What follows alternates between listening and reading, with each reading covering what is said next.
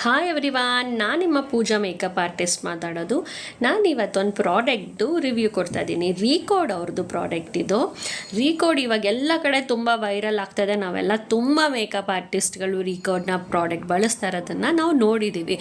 ನಾನು ಸ್ವತಃ ಬಳಸಿ ನನಗೆ ರಿಸಲ್ಟ್ ಬಂದ ಮೇಲೆ ನಾನು ಇದ್ರದ್ದು ರಿವ್ಯೂ ಕೊಡ್ತಾ ಇದ್ದೀನಿ. ಸಿಂಪಲ್ ಮೇಕಪ್ಪು, ಯಾರೆಲ್ಲ ಆಫೀಸ್ಗೆ ಹೋಗ್ತಾ ಇದ್ದೀರಾ, ಡೈಲಿ ಮೇಕಪ್ ಮಾಡ್ಕೋಬೇಕು, ಡೈಲಿ ಫೌಂಡೇಶನ್ ಹಚ್ಕೋಬೇಕು, ನಾವು ಚೆನ್ನಾಗಿ ಕಾಣಿಸ್ಬೇಕು ಸಿಂಪಲ್ಲಾಗಿ ಅನ್ನೋ ಥರ ಆದರೆ ಡೈಲಿ ಫೌಂಡೇಶನನ್ನು ಯೂಸ್ ಮಾಡಬೇಡಿ.